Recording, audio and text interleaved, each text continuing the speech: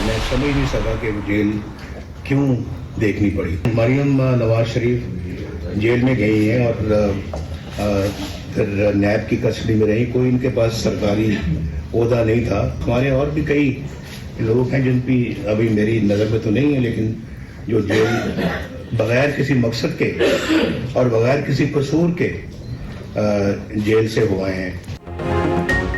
किसी वजीर आजम की मुद्दत पूरी नहीं करने देंगे तो मुल्क कैसे आगे बढ़ेगा।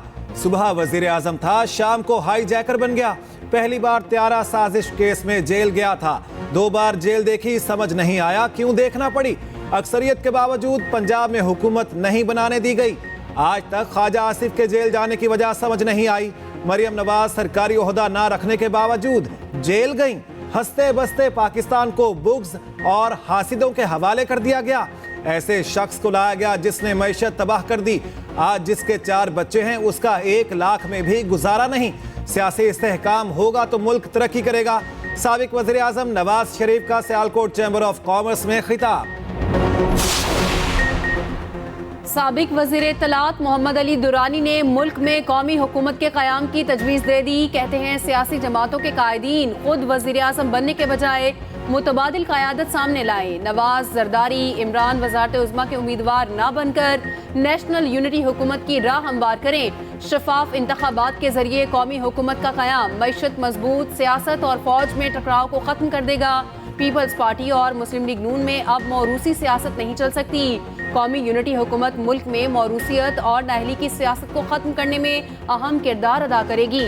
आसिफ अली जरदारी की नेशनल यूनिटी हुकूमत की तश्कील के प्लान से इत्तफाक का खैर मकदम करता हूँ। दीगर सियासी कायदीन भी इसी सोच का मुजाहरा करें। जब मैंने असेंबली में कहा कि मेरा कायद आएगा, उसको मिटाने वाले मिट गए। ये हमारी तारीख का हिस्सा है। और जब मैं ये कह रहा था कि मेरा कायद वापस आएगा, वो गुमान नहीं था, वो यकीन था। आप चौथी दफा वजीर आजम बने 8 फरवरी को, और पाकिस्तान इंशाअल्लाह ताला एक नए सफर का आगाज करे। 8 फरवरी को नवाज शरीफ चौथी बार वजीर आजम बनेंगे। एक बार फिर फतह हमारी होगी। लीगी रहनुमा ख्वाजा आसिफ ने कायद नून लीग के सामने पेशगोई कर दी। कहा नवाज शरीफ को मिटाने वाले खुद मिट गए।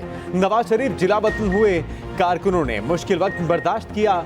चेयरमैन पीटीआई से रफाकत रखने वाले हर शख्स को पशेमानी का सामना करना पड़ा।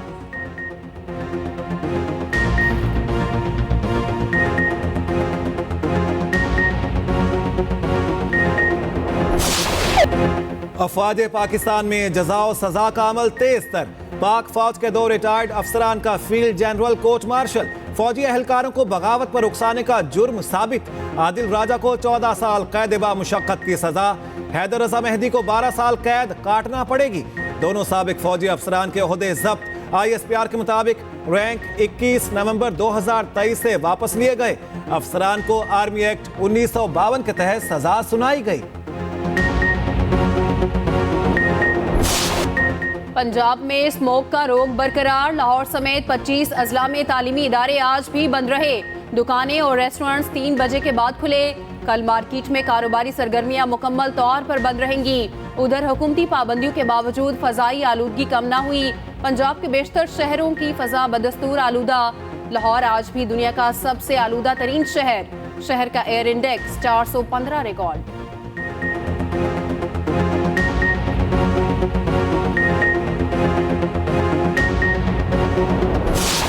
हमास और इसराइल के दरमियान जंगबंदी का दूसरा रोज। हमास ने 24 इसराइली यरगमालियों को रिहा कर दिया। रिहा होने वालों में 10 थाई और 1 फिलिपाइनी शामिल। जवाब में इसराइल ने 39 फलस्तीनियों को रिहा किया। 24 ख्वातीन और 15 बच्चों को सेहूनी कैद से आज़ादी मिली। दोनों फरीकैन ने कैदियों को रेड क्रॉस के हवाले किया। आज मजीद 50 कैदियों को रिहा किया जाएगा। इसराइल 1 यरगमाली के बदले 3 फलस्तीनियों को रिहा करेगा। पहले रोज 200 ट्रक इमदादी सामान लेकर गजा पहुंचे। अमेरिकी सदर ने जंगबंदी में तोसी का इम्कान जाहिर कर दिया। जो बाइडन ने कहा कि मशरक़ वुस्ता में 2 रियासती हल से तशद्दुद का चक्कर खत्म करना होगा।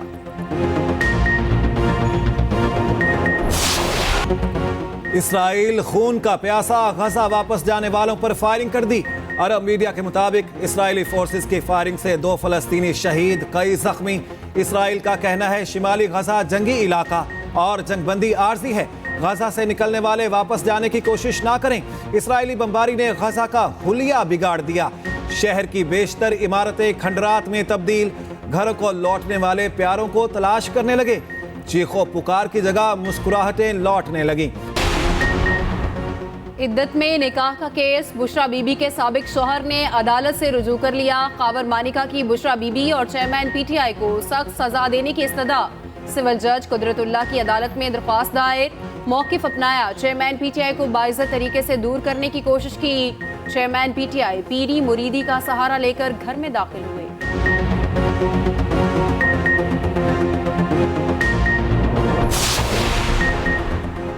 सदर मुमलिकत को ओहदे से हटाने की दरखास्त सुप्रीम कोर्ट में दायर।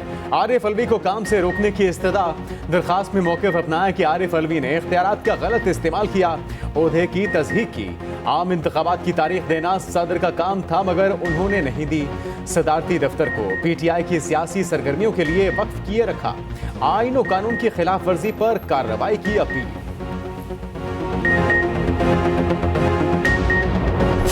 इलेक्शन का तल्लक है इंशाअल्लाह ताला, अल्लाह को मंजूर हुआ। हम हमेशा पहले भी 60, 61, 62 से नॉमिनेशन देते थे, जो अब 54, 55 और 56 हो गए हैं और 2 हलकों में लड़ते थे। और ये मैं कह चुका हूँ कि अगर मैं जेल चला गया और 30 तारीख को हमारी बड़ी अहम पेशी है, तो राशिद शफीक जो हैं वो पीछे मामलात को देखेंगे। गिरफ्तार किया गया तो जेल से इलेक्शन लड़ूंगा। पोलिंग डे पर मरी में चहलकदमी करने वालों को गश पड़ेंगे। साबिक वजीर दाखिला शेख रशीद की अदालत पेशी पर मीडिया से गुफ्तगू। कहा 9 मई की बाबत किसी के खिलाफ 164 का बयान नहीं दिया। तहकीकात के लिए बोर्ड तश्कील देकर बेगुनाहों को रिहा करने का मुतालिबा। एटीसी ने शेख रशीद की उबूरी जमानतों में 9 दिसंबर तक तोसी कर दी। आइंदा समात पर तमाम थानों के SHOs को मुकम्मल रिकॉर्ड लाने का हुक्म।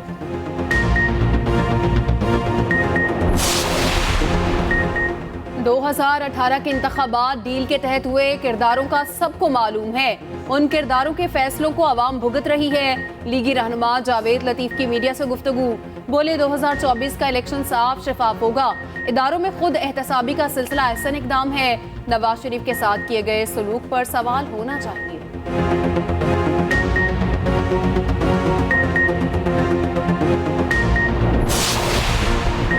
पाकिस्तान में कबूलियत और मकबूलियत की दौड़ लगी है। सियासत का बहरान है। मुल्क में इंतशार नजर आ रहा है। कंट्रोल्ड इलेक्शन से मुल्क में सियासी इस्तेहकाम नहीं आएगा। 18वीं तरमीम से फेडरेशन मजबूत हुई। तरमीम खत्म करने की मुखालफत करेंगे। ANP के सीनियर नायब सदर अमीर हैदर खान हूती की गुजरात में न्यूज कॉन्फ्रेंस। चीफ ऑफ मुत्तहिदा कबाइल फेडरेशन मलिक अमानुल्लाह काकड़ ANP में शामिल।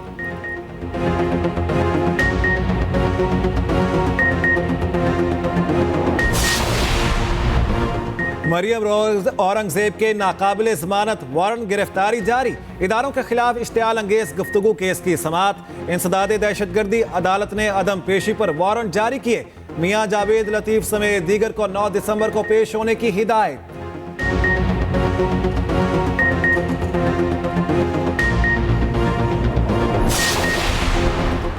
मेयर कराची ने शेरपाओ कॉलोनी में स्पोर्ट्स कॉम्प्लेक्स का इफ्तिताह कर दिया। मीडिया से गुफ्तगू में मुर्तजा वहाब ने कहा, आने वाला वक्त कराची के अवाम के लिए बेहतर होगा। पीपल्स पार्टी को काम ना करने का ताना देने वाले तरक्याती मंसूबे देखें। शहर कायद के गली मोहल्लों को बेहतर करने का वादा कर डाला।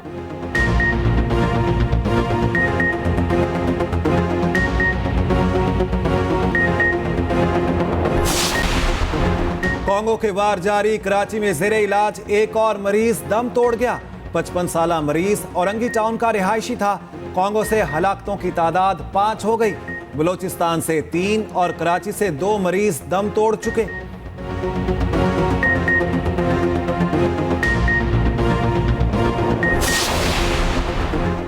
लाहौर कैवेलरी अंडरपास को कल ट्रैफिक के लिए खोल दिया जाएगा। वजीर आला पंजाब मोहसिन नकवी अंडरपास का इफ्तिताह करेंगे।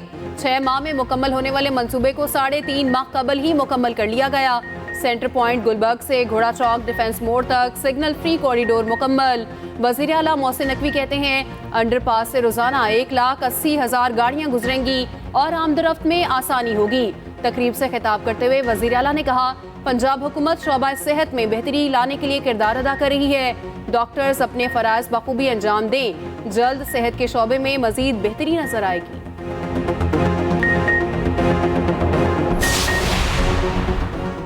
दौरे ऑस्ट्रेलिया के लिए कौमी टीम का तरबियती कैंप जारी। रावलपिंडी स्टेडियम में खिलाड़ियों ने जी भर के मशक की। तीसरे रोज सिनेरियो मैच खेले जा रहे हैं। मोहम्मद वसीम जूनियर ने भी कैंप ज्वाइन कर लिया।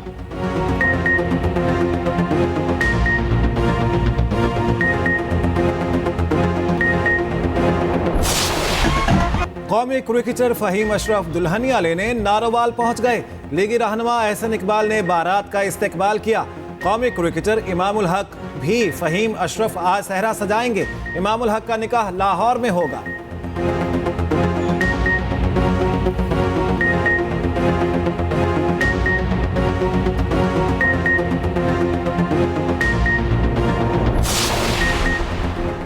पुर्तगाल के स्टार फुटबॉलर क्रिस्टियानो रोनाल्डो ने एक और संगे मील अबूर कर लिया। फर्स्ट डिवीजन लीग में सबसे ज्यादा गोल करने वाले खिलाड़ी बन गए। नसर फुटबॉल क्लब को लगातार 8वीं फतह से हमकनार करवाया।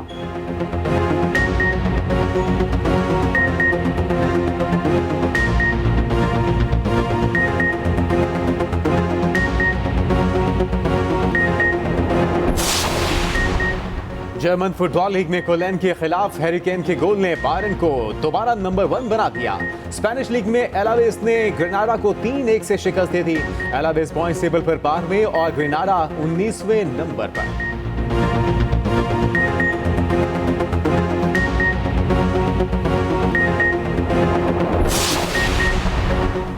तलबा ने लाहौर गैरिजन में एक दिन पाक फौज के साथ गुजारा। 150 तलबा पर मुश्तमिल वफ्द ने हथियारों में दिलचस्पी जाहिर की।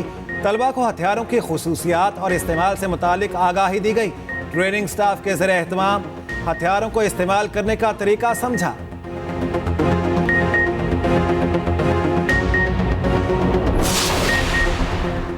कसूर के इलाके कंगनपुर के मछेरे पर कुदरत मेहरबान, दरिया सतलुज से 6 फुट लंबी मछली पकड़ ली। माहीगीर 110 किलो वजनी मछली फरोख्त करने लाहौर के लिए निकल पड़ा। जाम शोरों से ब्लाइंड डॉल्फिन को रेस्क्यू कर लिया गया। डॉल्फिन नहर से ज़राई ज़मीन तक पहुंच गई। सिंध वाइल्ड लाइफ ने सखर बैराज में रिलीज कर दिया।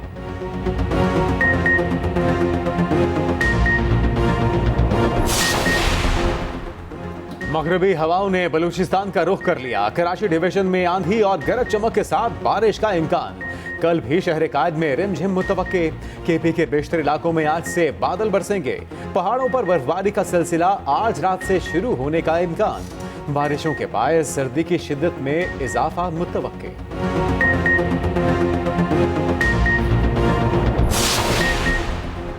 आलमी मार्केट में खाम तेल मजीद सस्ता। खाम तेल की कीमतों में 1% से जायद कमी रिकॉर्ड।